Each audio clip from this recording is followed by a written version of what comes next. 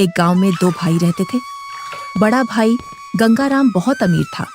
उसके घर में किसी भी चीज की कमी नहीं थी।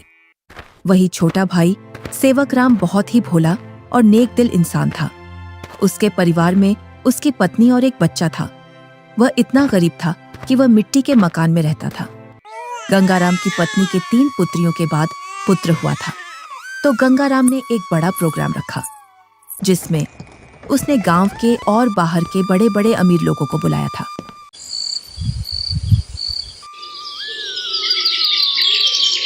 सुबह से ही गंगाराम के घर के चारों ओर चहल पहल थी। कहीं पकवान बन रहे थे, तो कहीं बच्चे खेल रहे थे और कहीं मेहमान आ रहे थे। गंगाराम के घर के चारों ओर खुशी का माहौल था। धीरे धीरे चारों ओर के मेहमान आ गए, पर आपके छोटे भैया सेवक कहीं दिखाई नहीं दे रहे हैं। अभी तक आए नहीं। आपने गांव में सबको बुलावा दिया है ना? अरे हाँ, बुलाया है उसको, आता ही होगा अपने बच्चों के साथ। तू यहीं रुक और मेहमानों को देख, मैं अभी आता हूँ व्यवस्था देखकर।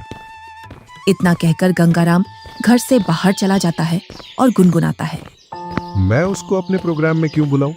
वो कहाँ और मैं कहाँ? मेरे यहाँ एक से बढ़कर एक अमीर मेहमान आ रहे हैं। अगर किसी को पता चल गया कि मेरा भाई इतना गरीब है तो मेरी नाक कट जाएगी। कुछ गांव के लोग सेवकराम के घर के आगे से गंगाराम के प्रोग्राम में जा रहे थे और सेवकराम अपने घर से खेतों पर जाने की तैयारी कर रहा था। जैसे ही वह घर से बाहर निकलता है तो उसको कुछ गांव वाले मिल जाते हैं। अरे सेवकराम, तू अपने भाई के घर नहीं गया? तेरी भाभी के बहुत दिनों बाद लड़का हुआ है। इसी उपलक्ष्य में तेरे भाई ने बहुत बड़ा प्रोग्राम रखा है। तू तो चाचा बन गया है और तू यहाँ, जबकि तुझे तो अपने भाई के घर सबसे पहले पहुँचना था। सेवकराम ये सुनकर दंग रह जाता है। इस बारे में उसे कुछ भी पता नहीं था, पर वह गांव वालों के सामने ऐसे बोलता है जैसे उसे पहले से सब पता है। अरे हाँ भाई, मुझे भी जाना है। बस थोड़ा सा खेतों पर काम बचा है, उसको मैं पूरा करके आता हूँ। जल्दी काम पूरा करके आ भाई। सुना है भाई गंगाराम ने बहुत ही स्वादिष्ट पकवान बनवाए हैं और उसने खाने पर पूरे गांव को बुलाया है। हाँ, ये तो बड़ी ही अच्छी बात है। तुम लोग चलो, मैं आता हूँ। जैसे ही गांव वाले वहां से निकल जाते हैं तो सेवकराम का मुंह उतर जाता है। ये तो बहुत खुशी की बात है, पर इसके बारे में तो मुझे कुछ पता ही नहीं है।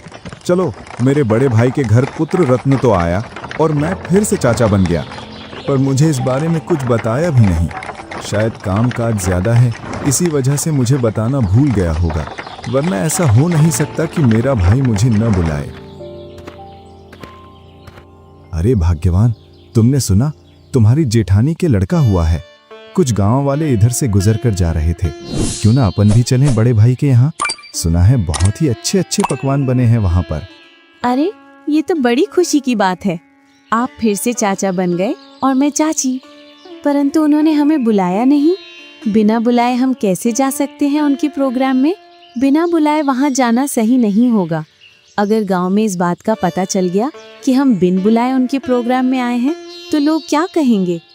बड़े भैया इतना बड़ा प्रोग्राम कर रहे हैं और इतने बड़े प्रोग्राम में पूरे काम की जिम्मेदारी भी उन्हीं पर है। तुम्हें पता है ना उनके पास कितना कामकाज होगा। इसी कामकाज की वजह से हमसे बोलना भूल गए होंगे और प्रोग्राम वाला आदमी तो कुछ ना कुछ तो भूल ही जाता है। आप लोग चलो ना, मैं अपने ताऊ का घर और अपने छोटे भाई को देख आऊंगा। कैसे चलें बेटा? मन तो मेरा भी बहुत कर रहा है जाने को, पर उन्होंने हमें प्रोग्राम का निमंत्रण भी नहीं दिया और ना ही हमसे बोला। उन्होंने फिर किस मुंह से उनके प्रोग्राम में जाएं? क्या हम अपने छोटे भाई से मिलने नहीं जाएंगे पापा? क्यों नहीं, हम जरूर चलेंगे आपके छोटे भाई से मिलने के लिए। क्यों आप छोटे बच्चे को झूठी तसल्ली दे रहे हो?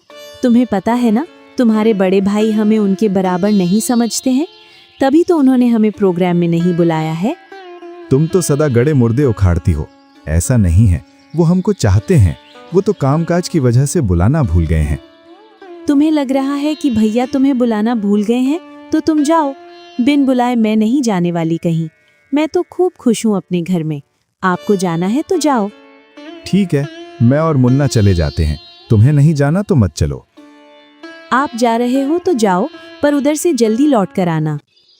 सेवकराम और उसका बच्चा प्रोग्राम में जाने के लिए तैयार हो जाते हैं।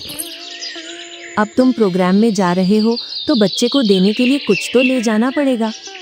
हाँ, बहुत देर से मैं भी यही सोच रहा था, बच्चे के लिए क्या ले जाऊं, और बाजार से ले जाने के लिए मेरे पास पैसे भी नहीं हैं। आप तो ये लकड़ी का झूला ले जाओ जो तुमने मुन्ना के लिए बनाया था। अब मुन्ना के कुछ काम का नहीं है। हाँ, यही ले जाता हूँ, इसमें बच्चा खूब आराम से सोएगा।